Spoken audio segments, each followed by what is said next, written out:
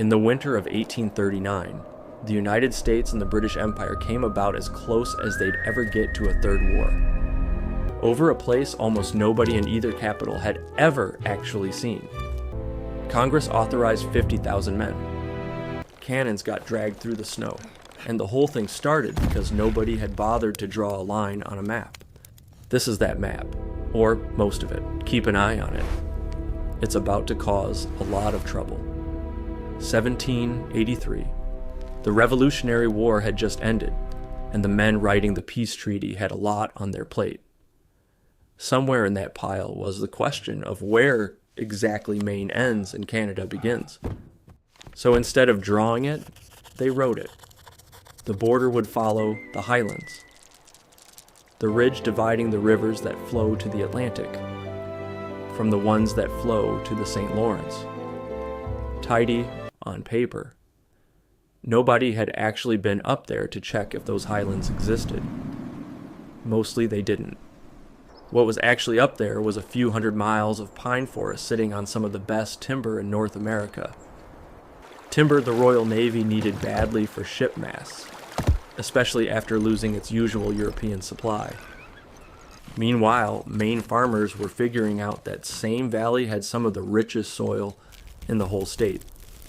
Two governments, one valley, and a treaty that never said who it belonged to. In 1831, both sides agreed to let a neutral party settle it. The King of the Netherlands drew a compromise line. London said yes. Washington was ready to. And Maine, the one state that actually had to live with the answer, said no, and the Senate killed the deal in 1832. That was the last real off-ramp either side would get. A few years before all this, a settler named John Baker had already given the world a preview. His wife sewed him a homemade American flag, and Baker raised it over his patch of disputed forest and declared it its own little republic. The British arrested him for it. Sounds almost cute. It wasn't a joke to him, and in about a decade, it wouldn't be a joke to anyone. By the winter of 1838, both sides had crews working the same valley, each one dead certain the trees in front of them belonged to their country. And neither side was exactly wrong, because nobody had ever settled who was right. Near what's now Caribou, Maine, it finally came to a head. American lumbermen caught a New Brunswick crew cutting trees they figured were theirs, and both sides grabbed their rifles. For one long moment, it looked like this was where the first shots would be fired. Instead, a black bear, woken early from her winter sleep, came crashing out of the underbrush and went straight for the New Brunswick men. They shot the bear. The Americans, hearing gunfire, assumed they were under attack and fired back. Nobody was hit. As far as anyone can prove, the only combat casualty of the entire Aroostook War was a bear who just wanted to be left alone. Maine had seen enough. In January 1839, the legislature sent land agent Rufus McIntyre north with a sheriff and a posse, with orders to arrest any New Brunswick crew found on Maine's side of the line. They made camp and got to work. The New Brunswick lumbermen didn't take that lying down. They broke into the arsenal at Woodstock, armed themselves, and in the dead of night stormed McIntyre's camp and marched him across the border in chains. British officials called them political prisoners. Back in Maine, it landed like an invasion. What followed was about as fast as any state has ever gone from zero to full mobilization. The legislature called up its militia. Congress, pushed hard by furious newspapers, authorized 50,000 men and $10 million, an almost unthinkable sum, to defend a patch of forest most of the people voting on it couldn't have found on a map. Men marched north in whatever kept them warm, hauling cannon through the snow by hand, and that same little homemade flag was still flying over the valley. Except now it flew over an armed camp, not a cabin. 10,000 troops, the history books usually say. That's the number that made the newspapers. It's not, as it turns out, the number that actually happened.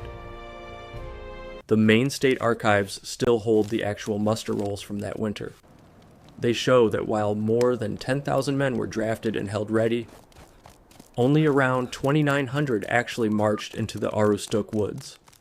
That gap is the whole story in miniature, the space between what a government threatens on paper and what it actually sends into the snow. Here's a stranger one. Ask who the war's one casualty was, and you'll get 5 different answers. A shot pig, a shot cow, a farmer caught in a firing range, a soldier taken by measles. One name comes up more than the rest. Hiram T. Smith, buried in Haynesville.